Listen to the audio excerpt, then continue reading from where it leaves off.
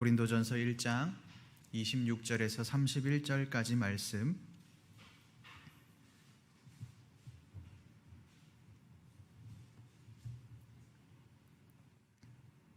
저와 여러분들이 한 절씩 교독하시겠습니다.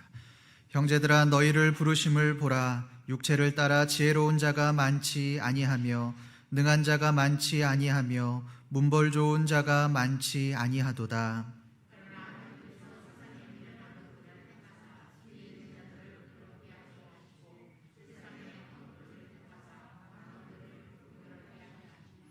하나님께서 세상의 천한 것들과 멸시받는 것들과 없는 것들을 택하사 있는 것들을 폐하려 하시나니,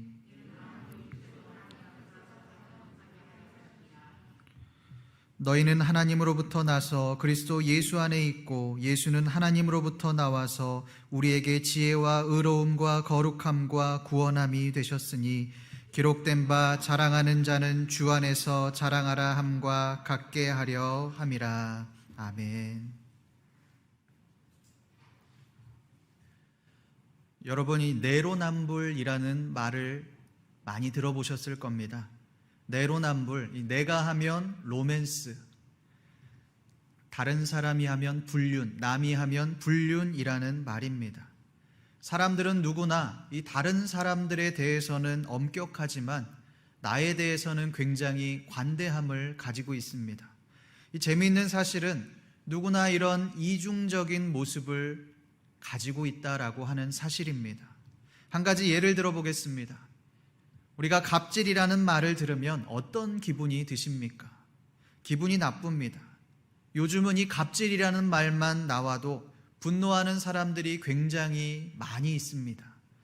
뉴스에도 이 갑질 관련 사건은 굉장히 크게 보도가 됩니다.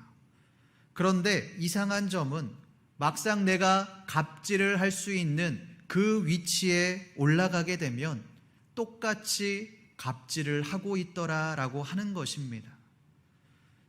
왜 그렇게 합니까? 내가 특별한 사람이 된 것 같기 때문입니다.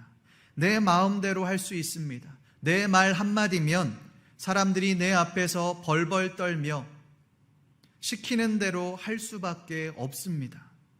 우리가 그 위치에 못 갔다 뿐이지 그 위치에 가면 태도가 달라지는 것들을 우리가 보게 됩니다. 아주 이중적인 모습입니다. 차별이라는 말은 또 어떻습니까?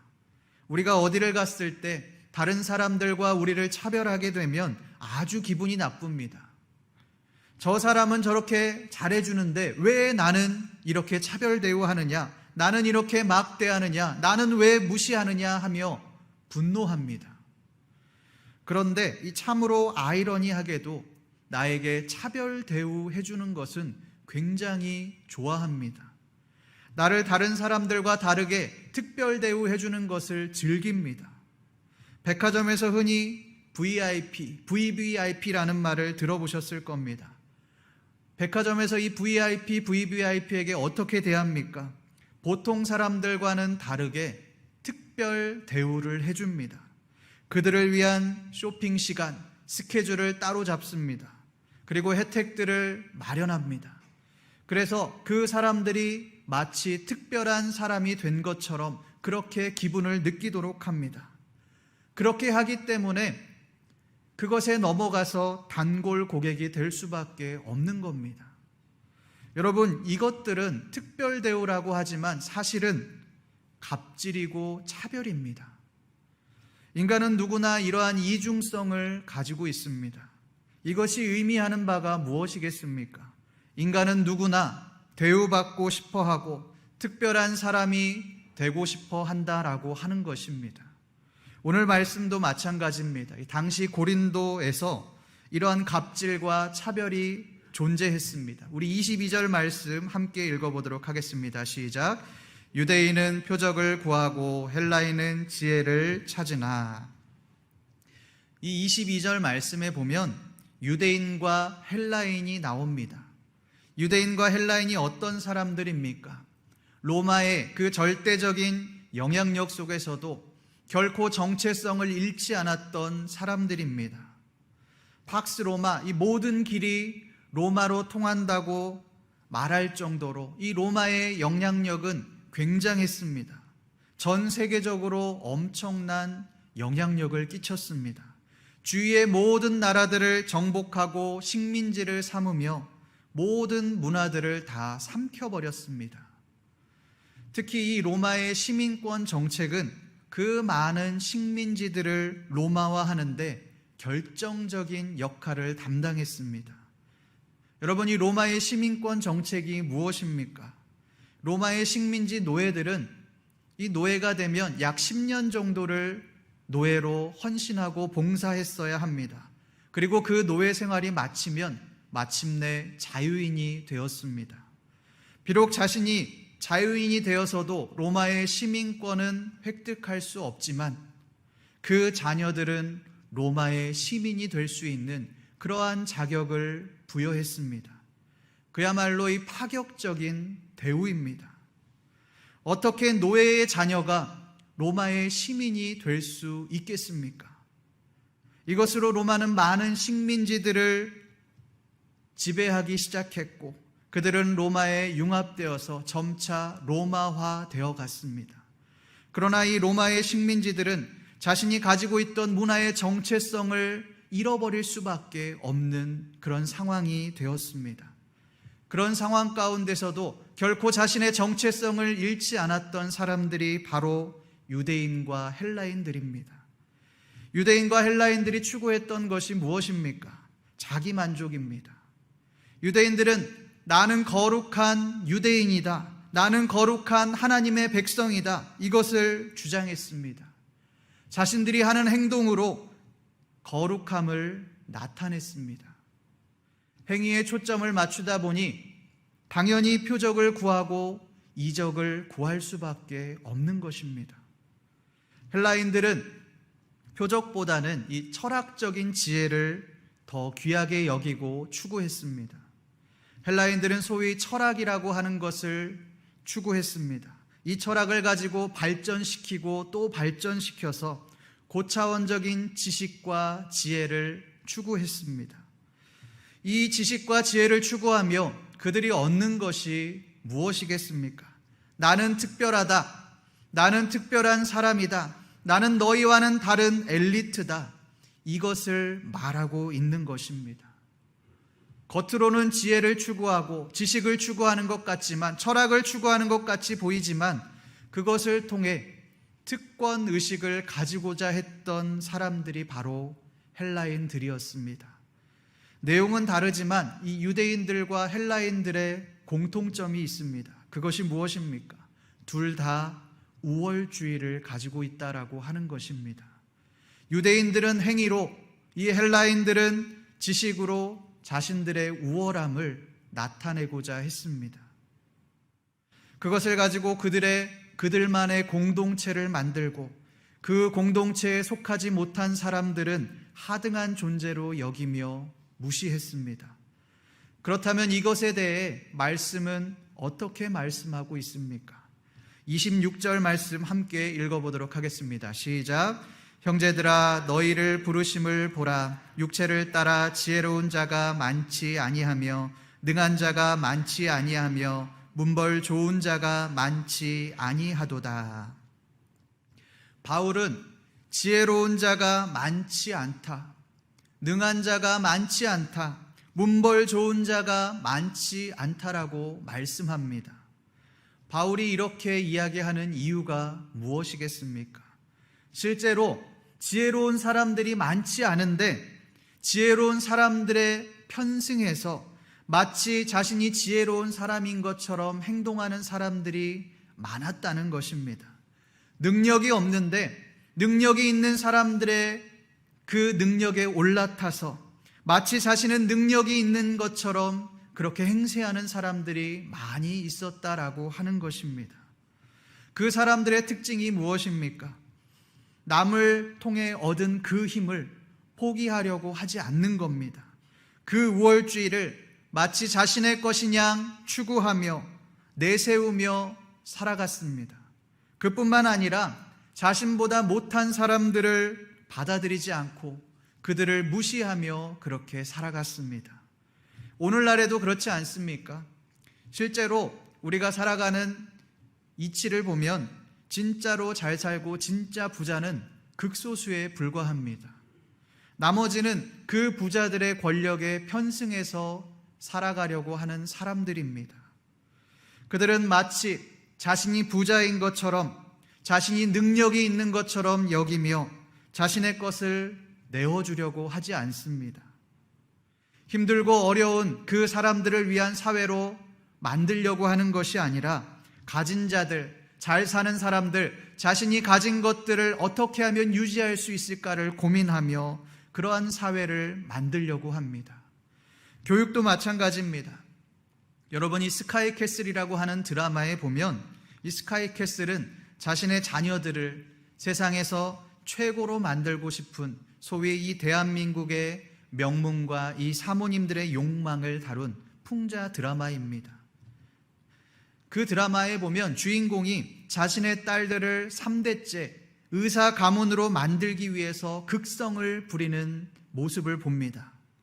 자신의 딸들을 과외해 주던 그 쪽집게 광사가 과거 남편 살인 용의자로 체포된 적이 있었는데 그것을 알고도 자신의 딸들을 의대에 보내기 위해 계속적으로 함께하는 모습을 보면 그 특권의식을 유지하기 위한 인간의 욕망이 참으로 엄청나다는 것을 보여주고 있습니다.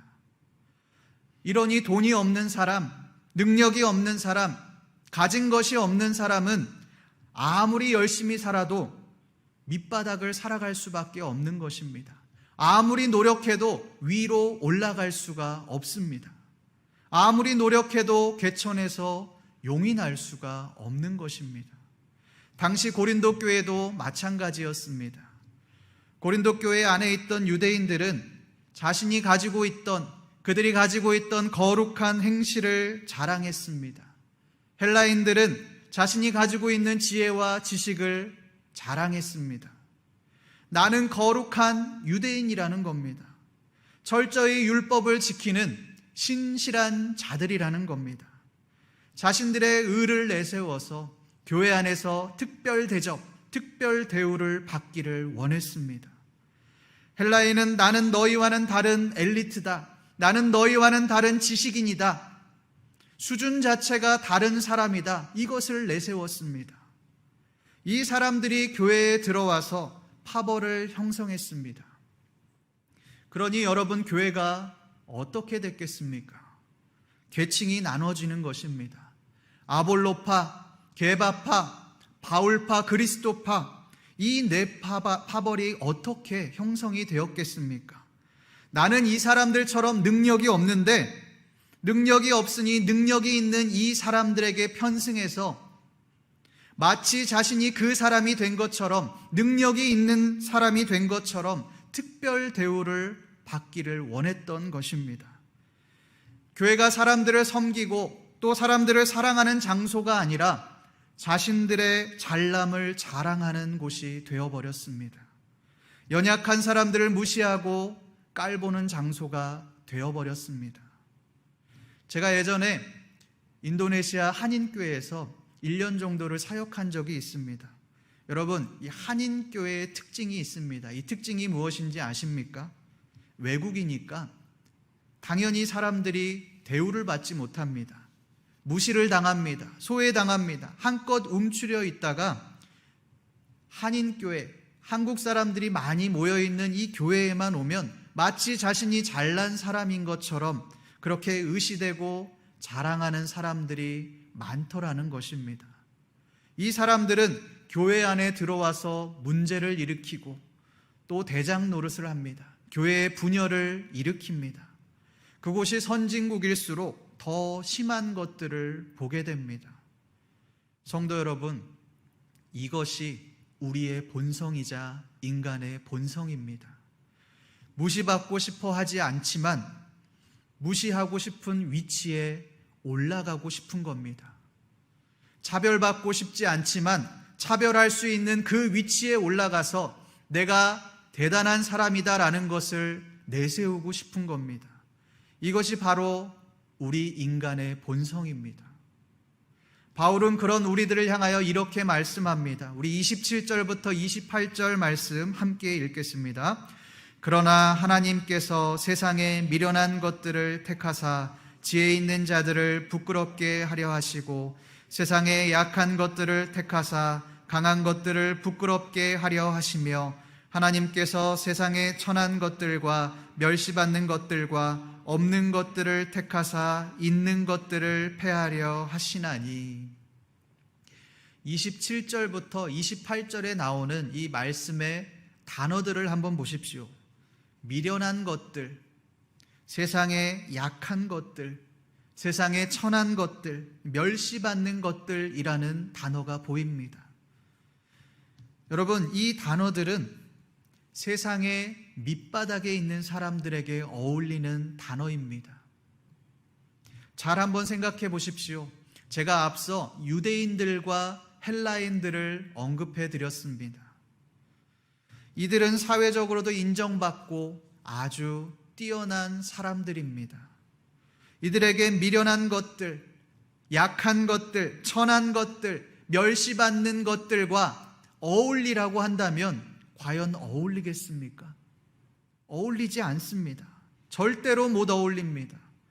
아니, 그냥 보통 사람하고도 나는 너희와는 다르다, 나는 특별해, 이것을 외치는 사람들이 어떻게 이런 밑바닥에 있는 사람들과 어울릴 수 있겠습니까?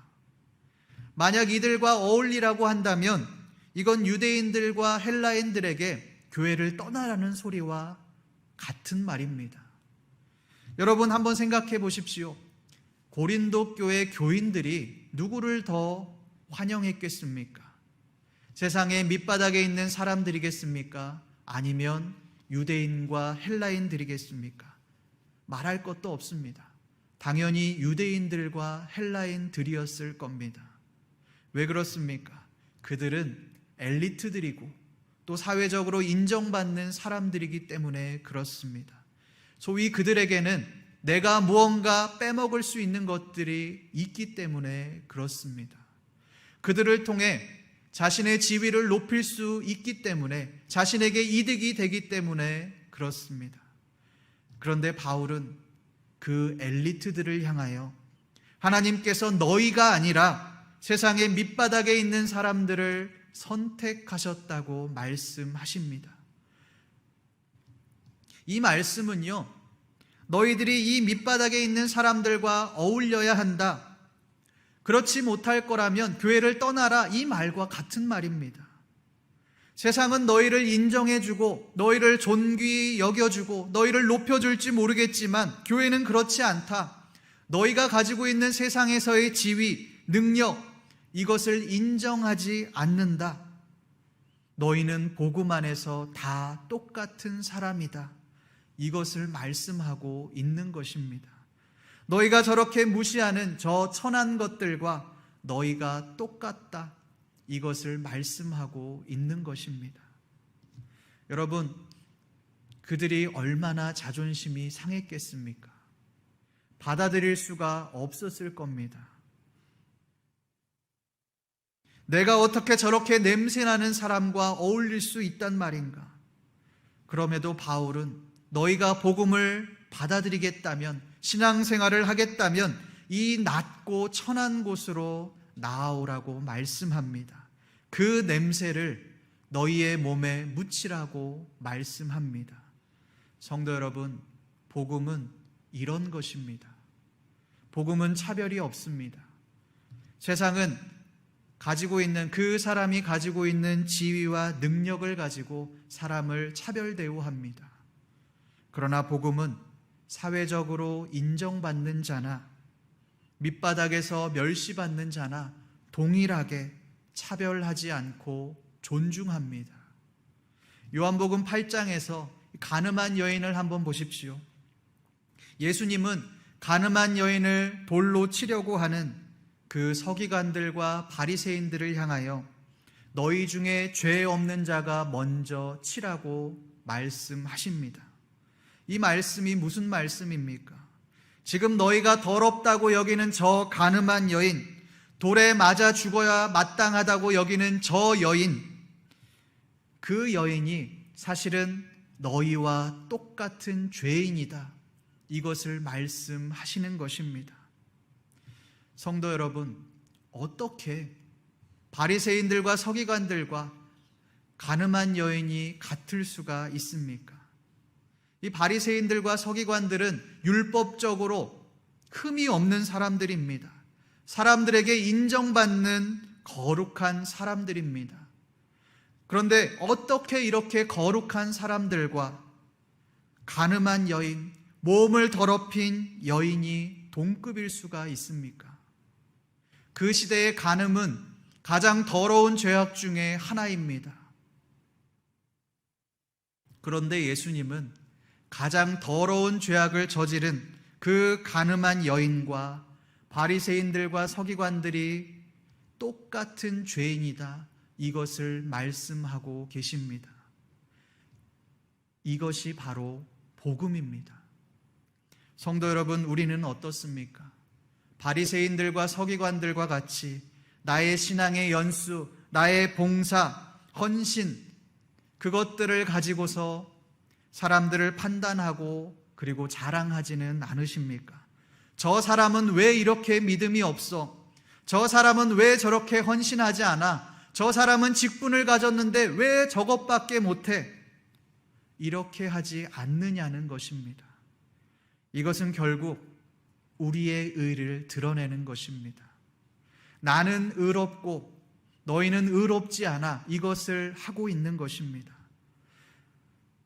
그것을 자랑하며 그렇지 않은 사람들을 무시하고 차별하고 있는 것입니다.